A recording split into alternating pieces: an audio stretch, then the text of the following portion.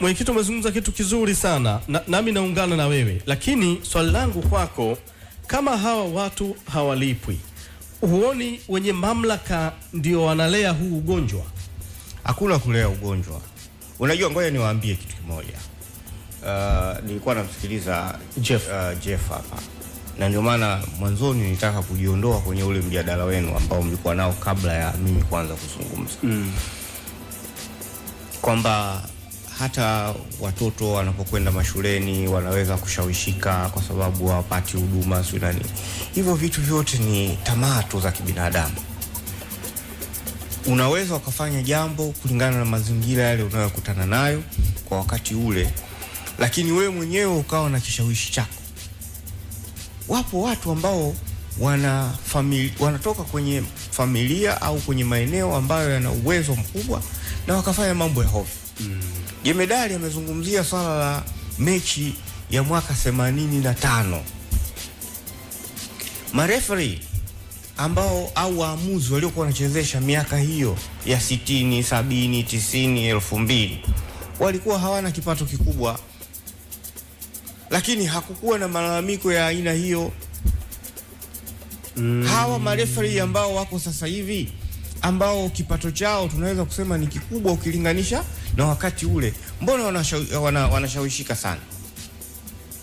Ni maisha tu na binadamu jinsi alivyo. Leo hii ni rahisi kusikia kwamba mchezaji wa timu fulani amecheza under influence. Na influences zenyewe zikoje?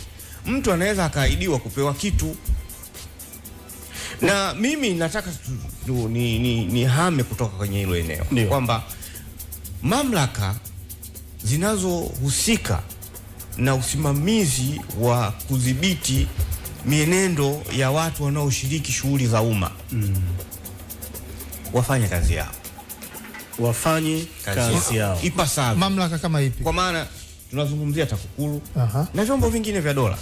Kwa sababu maelezo hayo kwamba kuna watu huwa wanaenda na fedha kuahidi watu, kuna watu wameahidiwa wamepewa nyumba au wameahidiwa kujengewa sijui maduka, mwingine sijui amelipiwa mahali. Hawa watu ni nani? Hawa watu, kwa sababu watu ukisema watu, je, waamuzi, wachezaji, viongozi, yani watu hao watu gani? Yako tainted katika kila eneo. Kila eneo, kuanzia waamuzi, wachezaji, kuna sekta ya wachezaji, kuna sekta ya wasimamizi, kuna sekta ya watangazaji. Wote wao wako humo. Wote wako kwenye huko. Kwa hiyo yani hawa wote kuna uwezekano wanapokea rushwa. Ndio, kwa sababu unaweza kukuta kuna vyombo vya habari ambavyo mtu anakaa anazungumza kitu ambacho hata uamini kwamba hiki kinazungumzwa na mwanadamu ambaye ana akili ndani yake. Unaweza kusema huyu ana ufahamu tu, kwa sababu Mungu amewanyima viumbe vingine vyote vimenyimwa akili. Binadamu peke yake ndo ana akili. Sasa vilivyobaki vina ufahamu. Sasa mtu anatumia ufahamu badala ya kutumia akili. Huwezi kudhani kwamba hiki kinazungumzwa na mwanadamu. Sasa kama mazingira katika nchi yetu yako hivyo na tunalaumiana kwenye extent hii kwamba kila upande unalaumu upande mwingine, hiyo ni hali mbaya. Kwamba kuna watu sasa wanapaswa kuchukua hatua. Ndio. Na hao wanapaswa kuchukua hatua ni mamlaka za kiserikali. Na ndio wanyaweza kusimamia. Kwa sababu mimi nasema hayo kwani kwa uelewa wako wewe mwenyekiti, taasisi kama TAKUKURU kazi yake hasa ni kudhibiti na kuchukua hatua za kisheria. Taasisi ya kudhibiti na TAKUKURU na kuzuia. Kwa hiyo wao wanatakiwa wadhibiti na kuzuia. Na wakishazuia au wakishadhibiti wanaweza kufanya enforcement. Ndio mamlaka waliopewa. Wanahitaji lazima kwamba sijui, wewe sio mtaalamu na sijui, labda utanisaidia tu kwamba inahitajika nini hasa TAKUKURU kuona kwamba bana hapa sisi tunaweza tukaingia. Wao wanahitaji taarifa. Kwa hiyo yule ambaye anaona kwamba na hizi zinazo circulate ambazo mimi na wewe na watu wengine tunajua kwamba kuna hili jambo na mpaka wewe unahisi kwamba inawezekana sasa watu waingie, wao hizi kwao sio taarifa mpaka mtu aende akasema. Sasa unajua uwezo unajua haya yote yanayozungumzwa na yanayosemwa ni tuhuma. Tuhuma ni vema ukapeleka na uthibitisho ili hatua ziweze kuchukuliwa kulingana na lile jambo lenyewe. Sasa ninalotaka kumalizia kusema, wao hawawezi kuanza kuchunguza baada ya kuchukua, kwa mfano kama situation ilivyo sasa, ambao wote sisi tunajua kwamba situation ni mbaya. Sawa? Kwa sababu kwa mfano kashfa ya Kalishopoli ambao alikuwa anaizungumza Jeff hapo ilichunguzwa na polisi. Polisi walichunguza baada ya kuwa katika hali kama tulioko sisi sasa, kwa sababu wao ndio wataalamu, wakaamua kuchunguza na wanaweza wakaintervene mpaka communications za watu wakapata mawasiliano, kwa sababu kulikuwa na situation iliyoko sasa kwetu sisi. Wao walipitia kwenye situation kama hii, wakaona hapana, wakaenda kidogo kwa sababu wao ni chombo cha uchunguzi, wakachunguza wakakamata watu na watu wakafungwa jela kabisa. Sio kufungiwa mpira tu, wakati Juventus inashushwa watu walifungwa jela. Ninachoweza kusema sisi hatuwezi kufanya hivyo. Nikwambie, hapa nchini kwetu mazingira yaliyokuwepo yanaweza kawa kidogo tofauti, sio kidogo, yako tofauti sana na baadhi ya maeneo mengine ya wetu. Tumesikia hatua ambazo zimewahi kuchukuliwa Malawi, tumesikia hatua ambazo zimewahi kuchukuliwa Zimbabwe, South Africa. Kuna watu ambao waliwahi kuchukuliwa hatua na vyombo vya dola. Tumesikia Egypt, tumesikia juzi tu hapa Morocco. Mbona kwamba mazingira ambayo yanazunguka kwetu huwa hayahusu fedha pekee. Wapo viongozi ambao wanapiga simu kuwaelekeza wachezaji. Viongozi wa wapi sasa? Wa mamlaka inayosimamia mchezo. Hawasimamii mchezo, ni viongozi yani wa kisiasa, viongozi wa juu. Mwenyekiti, nilifuatilia interview ya mtangazaji binti huyu Sara Sarakiki wakati anafanya na rais wa shirikisho la soka nchini Tanzania. Alimuuliza swali kwamba mwenyekiti wa klabu ya Simba Murtaza Mangungu anasikika mara kwa mara mechi zinapotamatika akilalamika na zaidi akijikita kwenye kwamba lazima haki itendeke kwenye soka hili la Tanzania.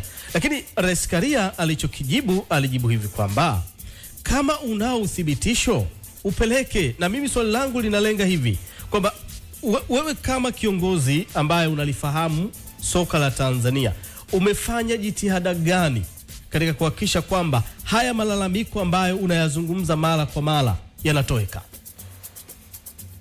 Mimi mara zote nimezungumzia general kwamba tuweke mazingira rafiki ya kiushindani ili mpira uweze kukua, na siwezi kujua wakati wanaulizana, na bahati nzuri au mbaya sijasikia hayo maelezo ambayo umeniambia wakiwa wanahojiana. Lakini ninachokiri kwamba nimewahi kusema kuwe na yani mazingira rafiki ya kiushindani wa mpira, sio kiushindani wa mambo ya hovyo hovyo. Mambo ya hovyo ni yapi haya? Mengi tu tumezungumza hapa, mengi. Kwa maana kwamba kanuni zinazotungwa ndio kwa mujibu wa sheria zilizopo zinazoongoza soka, kila timu ina wajibu wa kuzizingatia, kila timu ina wajibu wa kulindwa nazo. Kila timu ina haki hiyo. Lakini kwa muda mrefu sasa hivi kumekuwa na mazingira ambayo kuna watu ambao hawako tayari kuheshimu mamlaka na wanatekeleza kulingana na vile ambavyo wao wanajisikia. Wanafanya mambo ambayo wanaona wao yanafaa, na timu nyingi tu zinazoshiriki ligi haziendi katika misingi ile ya kiushindani ambayo tunaitegemea itokee, kwamba twende kwenye pitch, kila timu ionyeshe ufundi wake, yule ambaye atapata matokeo awe amepata kulingana na kile ambacho yeye mwenyewe alikuwa amejiandaa nacho.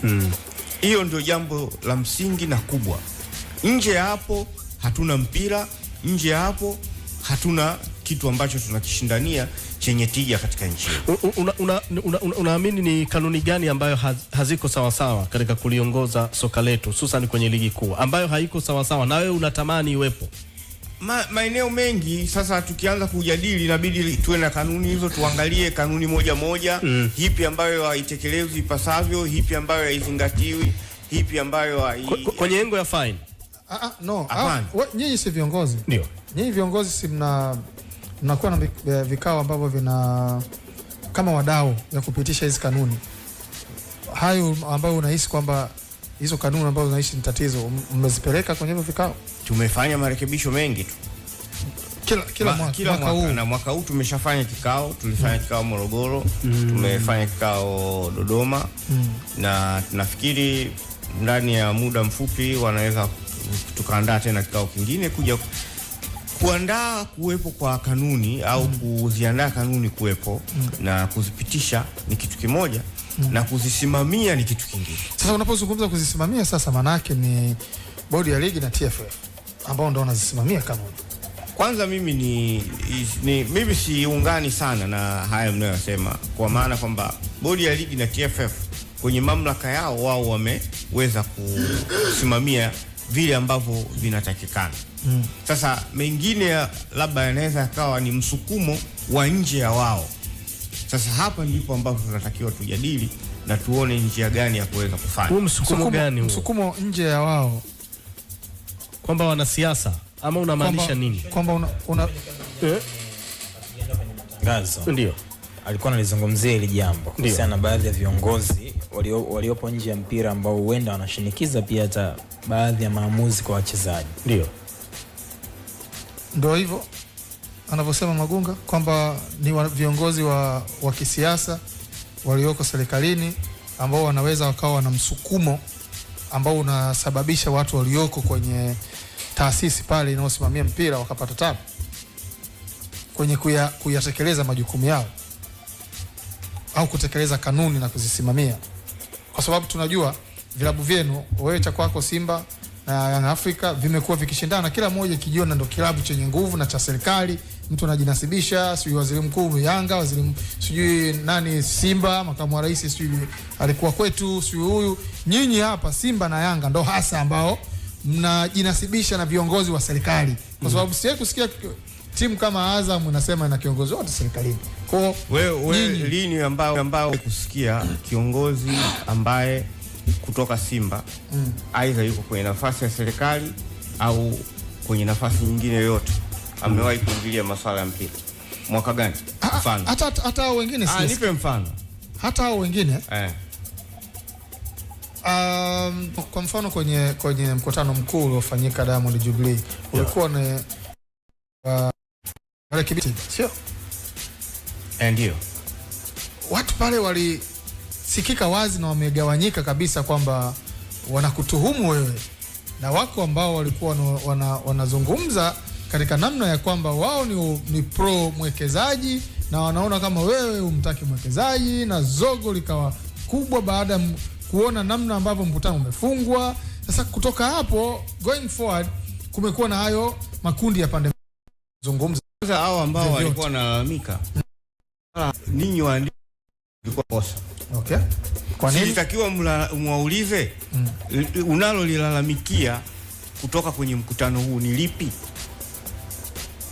Mimi niwasikia wengine wanasema mkutano haukufuata utaratibu kwenye kufungwa. Sawa, utaratibu ni upi? Na hoja wewe unataka kuiwasilisha ni ipi? Kwa sababu kwenye mkutano unaendeshwa kwa mujibu wa taratibu zake, kanuni zake. Tumekwenda na agenda za marekebisho ya katiba. Ufafanuzi umetolewa. Kila kifungu ambacho kiliwasilishwa kimetolewa ufafanuzi, hiki kinarekebishwa kwa sababu hii, na consensus ilikuwa ni hii. Watu wameulizwa, jamani kuna mtu yote? Hakuna. Tumemaliza mkutano, wewe unaniambia mimi nimefunga mkutano kiuni. Baada ya pale, sasa hao ambao waliolalamika, ninyi sasa waandishi ndio ilikuwa kazi yenu kuwauliza kwamba wewe unazungumzia kwamba mkutano huu haukufanya upi ambao umekiukwa. Sitakiwa muwaulize. No, tukiwauliza wanasema kwa yale marekebisho hayakujadiliwa na nani? Na wao wanachama. Hapana, utaratibu ni kwamba waliowasilisha hoja kwenye ule mkutano ni kamati iliyoundwa kutoka kwenye pande zote. Okay. Na walitoa nini kilichobadilishwa na kwa nini kimebadilishwa. Kwa wao wanachama walikuja kusikiliza? Hapana. Tuliwahoji, kuna yoyote mwenye hoja kutokana na haya yaliyorekebishwa? Tafuta footage ya ule mkutano utaona. Hakuna aliyenyosha mkono wala hakuna aliyeuliza. Sasa kama mimi agenda zimemalizika kwenye mkutano, naendelea na mkutano kujadili nini? Labda mimi ninachokuelewa ni kwamba mlikuwa mnauliza hoja zinazohusiana na kilichowapeleka pale kwenye ule mkutano usiku. Na ndio utaratibu uliopo. Sio agenda nyingine tofauti. Anyway, sasa si yale kwenye mkutano kunakuwa na mengineyo. Yale marekebisho si yakapita. Hakuna mtu aliyewasilisha. Yale marekebisho si yamepita mwenyekiti? Ndio. Na katiba imesainiwa. Imeshasajiliwa, sio imesainiwa. Imesajiliwa. Sawa. Matumizi yake yanaanza lini? Katiba inaelekezaje? Utekelezaji wa katiba mpya ambayo imefanywa marekebisho yanaanza lini? Utekelezaji utaanza kwa sababu kuna hatua zingine ambazo zinatakiwa. Kwa sababu hapa kati kumekuwa na maneno kwamba utekelezaji ulipaswa kuanza immediately baada ya marekebisho, lakini katiba imekaliwa, hakuna kitu chochote kinachoendelea. Wewe ndio mwenyekiti. Katiba imesainiwa, umesema? Nimeshasajiliwa. Imesajiliwa. Utekelezaji wake kwa mujibu wa hiyo katiba baada ya marekebisho unaanza wakati gani? Utekelezaji wake umeanza tangu siku ambayo imesajiliwa, si ndo katiba ambayo iko active. Okay. Sasa labda ningependa kujua kwamba lipi ambalo limeandikwa kwenye hiyo katiba iliyosajiliwa tena ambacho kina mapungufu. Itamka kuhusu uwekezaji wa klabu. Tena kwenye ile barua ukisoma wasema litamke neno mwekezaji liwekwe wawekezaji. Maana yake tunapotamka wawekezaji wanakuwa wengi zaidi ya mmoja. Na sasa sisi tunajua mwekezaji wa Simba ni huyu mmoja, Mohamed Dewji. Sasa kwa matumizi kwanza hajaingia kwenye uwekezaji kwenye Simba as an individual. Okay. Ameingia ni kampuni. Kwa hiyo si ni kampuni moja? Sawa. Okay. Sasa hayo mimi nadhani tunaweza tukaandaa siku nyingine tuwe na hizo katiba na miongozo iliyokuwepo tuijadili vile inavyotakikana. Okay. Na mimi nafikiri kwamba labda na yeye tumwalike, anaweza mimi nitaongea naye aje ili tuje kujadili pamoja. Mwenyekiti, uongozi wako unaelekea ukingoni kwa maana ya miaka yako minne. Katika watu wanasimba watakukumbuka na lipi, na mpaka sasa unaamini umewafanyia lipi wanasimba? Hayo tutayazungumza wakati utakapofika. Unavuka mto unapofikia. Na kwa nini huwa wanakunyoshia kidole sana? Ni matakwa yao. Kama alivyosema Jemedari, kuna wengine wananisema mimi, wengine wanamsema Mohamed Dewji, au wanawasema watu wengine wanaenda kufungua mashtaka polisi. Na nilisema hapa awali, mimi wasigombani na mtu. Mimi sijawahi kumfungulia mtu yote mashtaka polisi. Na wala sitomfungulia mtu yote mashtaka polisi. Kwa sababu mimi naishi kwenye kuamini kwamba mtu anayo haki ya kujieleza au anayo haki ya kueleza. Kwa hiyo wakati mwingine unaweza kumzuia mtu asiseme alafu akapata madhara. Sasa mtu akiona kwamba akinisema mimi au akikana au akinishtumu ana faida anayoipata, wacha apate tu ili awe katika maisha na unatamani kuendelea kuiongoza Simba kwenye nafasi hiyo. Nilisema tutazungumza hayo wakati utakapofika. Kwa nini mmepatia kwenye dirisha dogo la kusajili wachezaji ambao moja kwa moja wameingia kwenye kikosi na kuonesha kiwango kizuri? Nyuma mlikuwa mnakosea wapi? Usajili mara zote tunasajili kulingana na mahitaji ambayo benchi la ufundi na leta mapendekezo yake. Ndio. Sasa nilisema awali hapa kwamba wakati tumefanya usajili tumecheza mechi 2, kocha akapata ofa kubwa zaidi ambayo ilimpelekea kwenda kwenye timu nyingine. Fadru. Kwa hiyo sasa lile likaleta shida kwa sababu unazo taarifa kama kafukuzwa kule. Mimi sifuatili kama amefukuzwa, hiyo itakuwa ni heri yake. Ndio. Composition ya players ilikuwa inategemea na vile ambavyo mapendekezo yake yalikuwa, au hata matumizi ya wale wachezaji labda yangeendana na mfumo ambao yeye alikuwa yuko tayari kuutumia kwenye ule msimu. Sasa alipokuja kocha mwingine bado ikaonekana kwamba kuna mapungufu hayo, na pia alipoondoka yeye tukaleta kocha mwingine ambaye naye akaangalia akasema bwana, tunahitaji wachezaji wa aina hii na hii na hii. Na hawa tunaona kwamba hata tukiwa dispose hamna shida. Kwa hiyo tuka offload baadhi ya wachezaji na tuka replace kwa kupata wachezaji wengine. Kwa hiyo nadhani imetupa positive changes ambazo zimepelekea timu kuwa more competitive. Labda kama tungeweza kuwa na wachezaji wale tangu mwanzo wa msimu na kocha huyu tangu mwanzo wa msimu, tungeweza kufanya vizuri zaidi kuliko vile ambavyo. Kwa wachezaji ni jicho la mwalimu, sio jicho lenu nyinyi viongozi. Unajua hakuna individual achievement katika teams. Ndio. Mnaweza mkaangalia, kwa sababu mimi siwezi nikatoka nikasema kwamba beki huyu wa kulia hatufai. Labda mimi nitamwangalia katika mtazamo wa kawaida, labda ameumia au labda perform vizuri na nini, lakini technically mwalimu ndiye anayetakiwa atoe mapendekezo kwamba kuna position fulani, na katika position hiyo labda naweza kumpendekeza fulani na fulani na fulani. Kwa hiyo ninyi mnaangalia terms za wale wachezaji. Mkiona kwamba huyu ndo tumekubaliana naye, mnamwarifu bwana, tumekubaliana na huyu, then taratibu zingine zinaendelea. Ndio. Lakini kusema kwamba fulani ndo alienda akaenda kumchukua mchezaji akamleta, hizo ni vitu ambavyo kwangu mimi naona kama ni vigeni. Ninachoweza kusema tu ni kwamba tulishirikiana kwa pamoja na benchi la ufundi tuka nominate wachezaji ambao wamekuja, na kwenye maendeleo ya timu au kwenye ujenzi wa timu haiwezi kuwa ni jicho la mtu mmoja, fikra ya mtu mmoja. Hayo hayapo kwenye Simba. Hayo yapo labda kwenye timu zingine ambazo zinaendeshwa kisultani huko. Mwenyekiti, mimi nataka nikurudishe nyuma kidogo kwenye issue ya waamuzi, lakini katika mjadala tofauti. Kumekuwa na hayo malalamiko yamekuwepo. Kuna chochote ambacho nyinyi kama viongozi mmepanga kukifanya, labda kuzungumza na viongozi wa bodi ya ligi ama TFF ama hata hiyo kamati ya waamuzi kueleza hizo grievances zenu na kutaka zifanyiwe kazi, ama ni mnalalamika tu alafu mnawaachia tu wenyewe na hakuna kitu ambacho mnachukua katika institutional level? Institutional level tumewahi kufanya vikao vingi pamoja na mamlaka zinazohusika, na tunakusudia tena kufanya tena vikao vya aina hiyo ili kuweza kuweka sawa na kuwa na uelewa wa pamoja. Ili tuweze kwenda sawa, ni lazima wao watuelewe sisi na sisi tuwaelewe wao. Haiwezi kuwa one way traffic. Unajua kwenye swala linalohusu waamuzi, na ndio maana nilikataa sana kukubaliana na hoja zile labda kwenye mapungufu ya malipo, mapungufu labda ya uwasilishaji, mafunzo na kadhalika. Na ndio maana nikasema, unajua wenzetu Waswahili wanasema hiari ushinda utumwa. Kwamba mtu ambaye amekubali kufanya hilo jambo halitegemei hilo jambo analifanya katika mazingira gani, ila kama analifanya with anticipation ya kupata kitu fulani, na kile kitu asipokipata then hiyo ni tatizo. Sasa tunazungumza maeneo mengi. Tumezungumzia swala la influences za watu wengine wa mamlaka tofauti na ya mpira, kwa sababu sisi tunaoshiriki mambo haya ya mpira tumetoka mbali sana.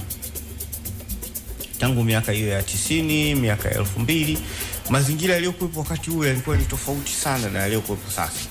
Na kwa upande mmoja lazima tukubaliane kwamba shirikisho limefanya kazi kubwa ya kutengeneza mfumo mzuri wa uendeshaji mpira, na tunatumiwa kama kigezo au mifano kwa nchi nyingi ambazo zinatuzunguka na hata za mabara mengine yanakuja hapa kwetu kuja kuangalia. Kwa hiyo labda kwetu sisi tunaweza tukawashawishi na kuwashauri watu wa shirikisho watengeneze mfumo mzuri kama wanavyotengeneza kuwa na idadi kubwa ya technical benches, kwa maana ya makocha. Tumesikia hata wachezaji wa zamani wanakwenda kufanya mafunzo huko, wanakuwa na leseni na wanaingia katika mfumo unaoleka. Basi tutengeneze mfumo kama tunavyogroom wachezaji kwenda under 17, under 15, under 20, under 19, under 21, under 23, ambayo nadhani sasa hivi category hiyo imeondolewa. Ipo. Hiyo ni kwa ajili ya Olympic. Olympic, okay. Kwa hiyo tuwe na mfumo mzuri wa kugroom hata hao ma referees wakawa na skills zaidi, kwa sababu mara nyingine unaweza kusema huyu refa amechezesha kafanya kosa hili labda kwa sababu amepewa kitu, lakini unaangalia pengine uwezo wake wa uelewa. Unajua marefali wanafanyiwa vipimo kama wanavyofanywa wachezaji, pengine mwingine ana uzito kwenye kukimbia. Lakini mwenyekiti, waamuzi wanalalamikiwa sana pale wanapofanya makosa madogo madogo au hata kubwa, lakini linapotokea kosa, lakini muda mrefu waamuzi wanakuwa wanapatia na tusikie hata chochote, hata nyinyi mkisema bwana hujamepatia. Sasa wengine wanatafuta kuwa kigezo hicho cha kulalamikia waamuzi kuwa ndio njia ya kuweza kujilinda wao. Wengine ni nani? Maana na nyinyi Simba tumewasikia mkisema kama sio makosa ya waamuzi mngekuwa mabingwa. Kwa hiyo na nyinyi mpo. Kuna maeneo ambayo sisi tumeainisha na always huwa sisi hatulalamiki tu. Huwa tunalalamiki tu. Huwa tunapolalamika huwa tunawasilisha kwamba eneo hili tunaona kwamba lilikuwa na mapungufu ili iweze kuchukuliwa hatua na kurekebishwa. Ndio tunasema wakati mwingine mwingi, lakini wamepatia kuliko ni kukosea. Hamtoi pongezi. Sasa unajua swala ambalo unalisema wewe, tunasema kwamba makosa ya kibinadamu. Lakini makosa ya kibinadamu hayawezi kuwa yameelekea upande mmoja kwamba kuna mtu ambaye ananufaika zaidi na makosa hayo na matokeo yake sasa ndio inaweza kaleta kwamba makosa haya tena wa ubinadamu huu umezidi. Kwani unaamini kuna timu inanufaika na makosa ya kibinadamu? Wewe uamini hivyo? Wewe unaamini Yanga wananufaika? Mimi sijataja timu yote. Mimi ndo nataja timu, sio wewe. Nakuuliza wewe. Yanga ndo amekuwa bingwa na nyinyi ndo wamewazidi kwa pointi 2. Unaamini Yanga wananufaika na hicho kitu? Fuatilia vizuri utajua. Wewe unaamini nini? Naamini kwamba kukiwa na ushindani ambao uko fair kwa timu zote. Yoyote yule ambaye atakuwa bingwa awe bingwa, lakini ambao kuna mazingira rafiki. Ushindano wa sasa hauko hivyo. Ushindani wa sasa kuna ukiukwaji wa kanuni mbalimbali kama hivi. Kuna taratibu nyingi ambazo sasa ndio maana nimesema kama mnataka tuje kujadili kanuni, mimi nitakuja na kitabu cha kanuni nacho. Tuandae siku hapa. Mimi nitakuja kwa hoja hiyo ambayo unazungumza mwenyekiti, inamaanisha kabisa Simba ndio alistahili kuwa mabingwa wa ligi kuu msimu huu. Kwa hoja zako ambazo wanastahili katika njia gani? Sio msimu huu tu, misimu kadhaa. Lakini kuna mambo ambayo yamejitokeza, kulikuwa na irregularities nyingi ambazo zimejitokeza na ndio hizo. Wewe huamini kwamba Simba nao hambebu na waamuzi kwenye baadhi ya mechi zenu? Hayo makosa ya kibinadamu hayaendi Simba. Simba hamjawahi kunufaika nayo? Sijawahi kuyaona. Hujataka kuyaona? Mechi na Mashujaa ile ipi? Na mwamuzi kafungiwa hapa. Mwamuzi alifungiwa kimya Arajiga. Elisasi kafungiwa kimya. Arajiga. Kafungiwa hapa. KMC hapo. Ilikuwa tuta ile.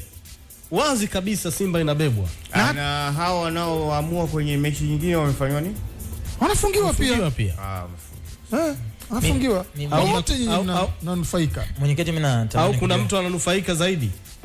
Mimi natamani kujua kitu kimoja. Kwa sasa hivi haki za umiliki wa Simba TV zipo chini ya nani? Chini yenu au kuna watu ambao wamezinunua kwa kipindi cha kwa kipindi cha Simba TV? Yeah. Simba TV iko chini ya Azam. Iko chini ya Azam. Kwa muda gani watamiliki ama wataisimamia kwa muda gani? Kuna mikataba ambayo sasa siwezi kukumbuka sana kwa maana kwamba kuna mkataba ambao tumeingia nao na wao wanatulipa na tuna masharti ambayo tumekubaliana. Sasa unajua tukianza kuzungumzia mikataba inatakiwa niwe na nukuu na vipengele, lakini ninachoweza kujua generally kwamba tuna mkataba na wao na sisi tuna wajibu wa kuandaa content ambazo tunazipeleka au wao wanaandaa wanarusha. Okay, na kwenye hizo gharama ambazo wamezitoa huwa makubaliano ni kwamba zinaongezeka kila mwaka au kwa sababu thamani ya klabu inakuwa? Ndio maana nimekwambia kuna mkataba. Sasa ukiniambia nianze kuelezea, na mimi sio mtu ambaye nasimamia hiyo mikataba kila siku. Ninachojua kwamba mkataba upo na uko valid. Sasa content ya mkataba inaweza ikapitiwa, lakini kwenye mikataba inakuwa ni haki ya pande zinazohusika na huo mkataba ndio zinazoweza kujadili. Okay. Kwa sasa hakuna malalamiko yoyote kutoka kwa Azam na wala hakuna malalamiko yoyote kutoka kwa Simba. Kwa hiyo kujadili hapa tu ni kuwapa faida wale ambao wafahamu kwamba Simba ina mkataba na Azam kuhusu Simba TV. Okay, na kipindi cha Fadru tulisikia kwamba alihusika kwa asilimia kubwa pia kwenye dirisha la usajili kuelekea kwenye msimu uliomalizika. Na sasa hivi hapo kwenye mazungumzo umemtaja kocha Steve Barker kwamba amehusika kwa asilimia kubwa kwa kushirikiana na nyie kwenye ile dirisha la usajili. Changamoto ambayo naiona ni kwamba Fadru alisajili baadhi ya wachezaji, aliondoka kwenye timu na baada ya kuondoka kuna wachezaji waliathirika kwa kutokupata nafasi. Amekuja kocha mpya kahusika kwenye dirisha la usajili. Ikitokea na kocha huyu anaondoka labda kwa sababu tofauti, huenda mpata ofa sehemu nyingine au mmefikia makubaliano ya pamoja, na akaja kocha mwingine akaja akapendekeza kundi kubwa tena, kundi lingine la wachezaji kuja ndani ya timu. Amoni kwa kutumia huu mtindo ni kama inawezekana naingiza, mnatumia gharama kubwa sana katika kila dirisha la usajili. Sijaelewa mantiki ya swali lako, lakini nasema mnajadili technically na kocha anayekuwepo ili aweze kuwaambia kama anahisi kuna mapungufu mnayarekebisha, na mchezaji anayesajiliwa anakuwa ni mchezaji wa timu, sio mchezaji wa kocha. Na ndio maana kwamba kocha alipoondoka wachezaji wote walibaki, hakuna mchezaji aliyeondoka kwa sababu ya kocha. Lakini alipokuja kocha mwingine akaangalia akaona kwamba kwa mfumo wa uchezeshaji wake yeye au ufundishaji wake kuna mapungufu maeneo haya, na akapendekeza wachezaji ambao tuliwasajili na wachezaji ambao wako chini ya timu. Sasa ukiniambia kwamba nini kitatokea baada ya kocha huyu kuondoka, hilo ni jambo ambalo tutaliamua hapo ambapo itakuwa imetokea hivyo. Lakini vinginevyo wachezaji wote ambao wana mikataba wataendelea kuwa na mikataba yao na wataendelea kuitumikia Simba.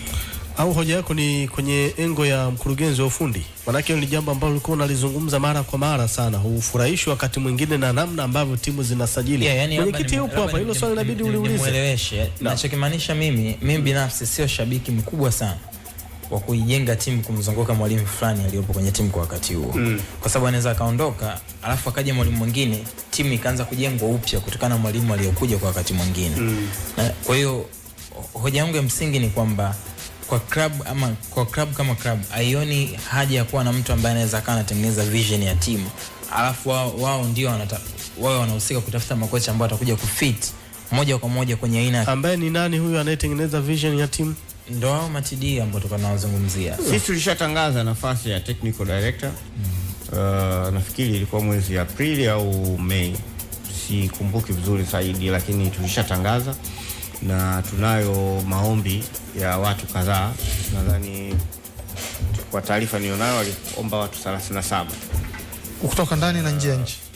Ndani hakuna, wote wameomba kutoka nje. Na mkurugenzi wa mashindano na wanachama, mkurugenzi wa wanachama kadhalika, wote wameomba wa nje pia. Hapana, wameomba wa nje walikuwa 3, wa ndani walikuwa 6. Kwa hiyo jumla walikuwa. Mchakato unaendeleaje? Unaendelea, tutatangaza tutakapokuwa tumekamilisha. Labda kwa faida, nakumbuka hapo nikifafanua Mkai kidogo kwa Magunga. Kwa wakati huu ambao simjibii, lakini mimi ndo naelewa hivyo. Kwa wakati huu ambao hakuna mtu ambaye ni de facto technical director, iko kamati ya ufundi, si ndio? Ndio. Ambayo kamati ya ufundi majukumu yake mengi ya msingi ndio yale ambayo yanafanywa na mtu ambaye anaitwa technical director. Kwa hiyo mpaka hapo atakapopatikana majukumu kama kupendekeza mchezaji asajiliwe, mchezaji aachwe, kocha wa aina gani, kwa ina nutshell yanaangukia pale kwenye kamati. Kwa kamanda, unafurahishwa na style hii ya usajili? Na kamati ya ufundi sio kwamba inakaa na watu wasiokuwa na ujuzi. Kuna watu ambao wana ujuzi na ndio wanaofanya hiyo kazi, sio kwamba inakaa tu. Unajua watu wengine ukiwaambia kamati ya ufundi wanafikiria labda kamati. na vipi kuhusu usajili wa wanachama? Tutaanza soon. Zipo taratibu chache ambazo tulikuwa tunazimalizia, kwa maana kwamba tulikuwa tuna mfumo ambao tulikuwa tumeutengeneza na tumeona kwamba ulikuwa na mapungufu kiasi. Kwa hiyo tumerekebisha. Nadhani wiki hii au inayokuja tutakamilisha taratibu hizo ili tuweze kutest mfumo na kuwaruhusu sasa watu kuanza. Na hilo swali umemuuliza mwenyekiti, ndio swali ambalo nilitaka kuliuliza, lakini nitaliongezea nyama katika kumbukumbu hapa, nikinukuu kwamba klabu ya Simba itatumia kadi mpya za wanachama zenye hadhi na sifa za visa ambazo zitaanza kutolewa rasmi kuanzia Machi 27, 2026. Leo mwenyekiti ni Julai 6, bila shaka Julai 6.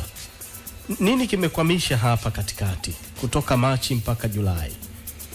Tatizo letu hapa kwenye studio hii leo, huyu anauliza swali ambalo namjibu kwa staili yake, alafu na wewe unauliza tena swali hilo hilo. Nimesema hivi ndio kwamba kuna mfumo ambao tulitegemea kuutumia na tunataka kuutumia, ambao umelazimisha sasa kuwa na muunganiko wa mamlaka nyingi ambazo Leo wanaamua hawa, baada ya siku mbili wanaamua wengine, na uwezo ukawalazimisha wote waamue kwa siku moja.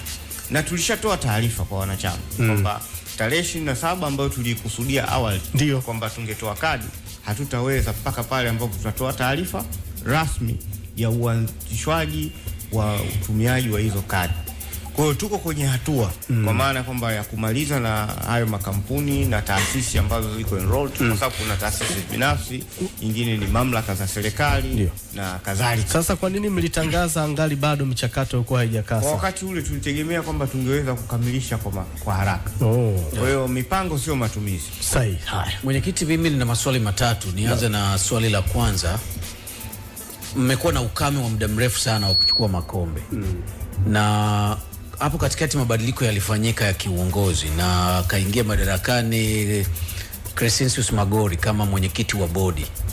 Na baada ya mabadiliko kufanyika, kwa sababu hata huko nyuma ulikuwa mwenyekiti na bado ulikuwepo, lakini pia hata bodi iliyokuwepo bado Simba achievement ya kubeba makombe yako makubwa sana. Lakini baada ya mabadiliko ya kiuongozi kuingia, angalau sasa Simba safari hii mmefanya paredi kubwa jana baada ya kuchukua kombe la FA, mmechukua na kombe la Muungano. Unaweza kusema mabadiliko yale yalikuwa na tija na ndio yameweza kuleta pia hata achievement ambayo imeweza kuonekana katika msimu huu? Kabla ya Magori mwenyekiti alikuwa nani? Salim. Una uhakika? Kulikuwa na mabadiliko ambayo yalifanyika. Ngoja kwanza, una uhakika? Ndio. Usije studio kujadili individuals. Na kushauri. Kabla ya Magori mwenyekiti alikuwa Mohamed Dewji. Na kabla yake yeye walikuwepo wenye viti wengine ambao wamefanya kazi vizuri. Sasa mimi sitaki kuingia kwenye kujadili individuals. Na nilishasema hapa, hakuna mtu yoyote ana individual achievement. Mafanikio ni ya taasisi nzima. Kwa hiyo kama unataka kumjadili mtu, mimi siko tayari. Twende kwenye swali linalofuata. Kitu bado umekuwa mkali. Hapana. Sasa kama umepanic hivi. Hapana, sijapanic. Namjibu kulingana na yeye alivyoniuliza. Ndio. Sasa au kama mnatakiwa nitoe majibu kulingana na ninavyotaka yeye, labda uniambie sasa jibu la swali lake ni lipi? Wala Mkai, mimi sikuwa na majibu. Okay. Unajua mabadiliko yakifanyika, lengo la mabadiliko ni kwamba tusiende huko, twende kwenye swali la faida na hasara. Yana faida na hasara. Na twende kwenye swali linalofuata. Wala usiwe na shaka. Mimi sina shaka. Kwanza nikuhakikishie katika watu ambao wanaishi bila shaka katika dunia hii. Mimi ni mmoja. Subiri nikuulize swali. Twende kwenye swali linalofuata. Au lile kama unataka kurudia tena. Hiyo hujajibu na umeshaonesha wako tayari kujibu. Kwamba kabla Simba imepata mafanikio mengi tu, na nimekwambia kabla ya Magori ambayo umemtaja wewe ilikuwepo Mohamed Dewji, na kabla hapo ndio maana watu yani mafanikio Simba imepata mafanikio. Mimi ngoja nikwambie, mimi najua wewe nini unachomaanisha. Sikiliza, kwa sababu nimeona hata kwenye post ulisema sio baada ya kuja huyu bwana sio amefanya nini.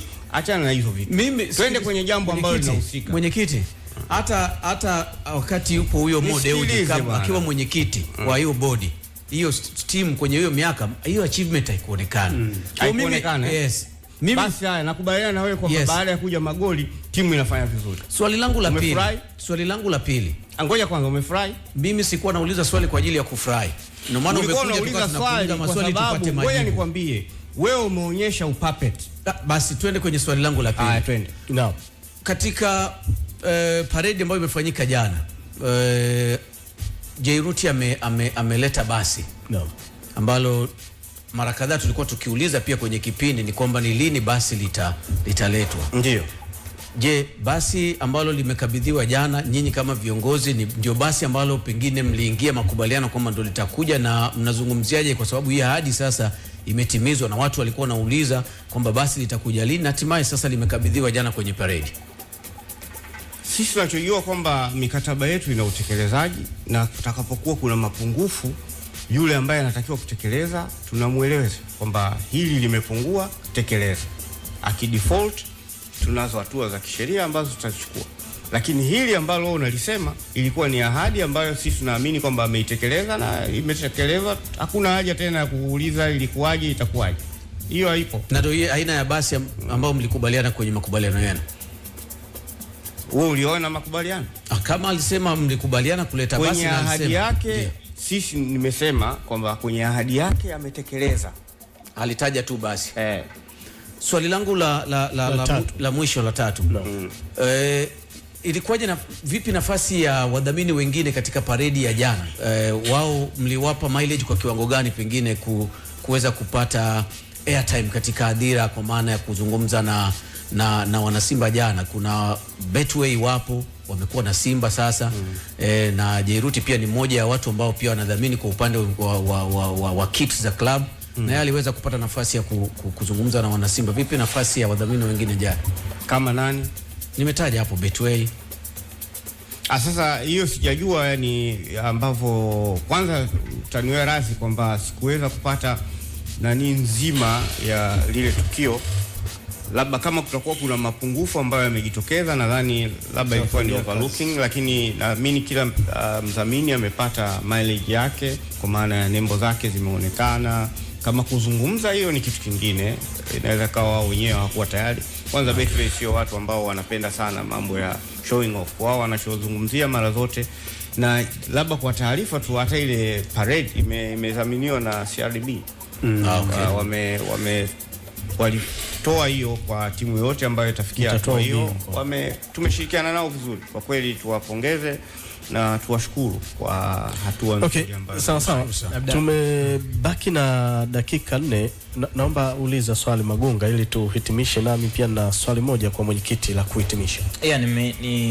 Amezungumzia issue ya Juma, kana zungumzia issue ya Jairuti kutimiza hiyo ahadi ambayo aliahidi, miongoni mwa, kwa sababu haikuwa ahadi moja, ilikuwa ahadi zaidi ya moja. Lakini nataka kujua kutoka kwa mwenyekiti, ni kweli Jairuti ameleta basi, lakini katika kipindi hiki wewe kama mwakilishi wa club, kati ya ujio wa basi na kile ambacho aliahidi, kwa maana ya kujenga uwanja, alitaja na capacity ya idadi ya watu wangapi, lakini pia aliahidi kuhusu kituo cha afya. Kati ya hivyo, kitu gani nyinyi mlikuwa mnahitaji nacho sana kwa sasa?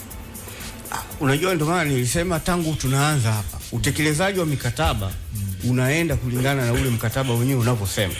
Na pande zinazohusika ndo zinakuwa tayari sasa kujadili lipi litekelezwe kwa wakati gani. Sasa yeye aliahidi kutoa basi, tumwambie bwana, usilete basi mpaka ujenge sehemu ya kuchezea au ujenge uwanja. Uwanja una process zake, kuna hatua nyingi ambazo zinatakiwa zifuatwe, na ndio tuko kwenye hizo hatua. Wenye nia ya kutaka kujenga uwanja si yeye peke yake, kuna watu wengi ambao wamejitokeza. Tunajadili na kuona kipi ambacho kitakuwa ni kizuri zaidi. Kile ambacho tunaona kitakuwa ni kizuri na tumeshafikia hatua, tutatangaza kwamba huyu ndio tuliyekubaliana naye kwamba tufanye hivi. Okay, mwenyekiti, tumezungumza mengi sana, lakini tuhitimishe. Mnauelekea msimu mpya wa 26-27. Kwa ujumla wake mipango ya club ni ipi? Hususan pia unaweza kuzungumza na wanachama, lakini pia nanyi ngazi ya uongozi, pengine mmejipanga vipi kuhakikisha kwamba mnakwenda kushindana kweli kweli katika mashindano ambayo mtashiriki? Nililosema awali, labda nilikosea kusema awali, kwamba tumepokea taarifa kutoka kwenye benchi la ufundi na management, wameainisha maeneo mengi ambayo tunatakiwa tuyafanyie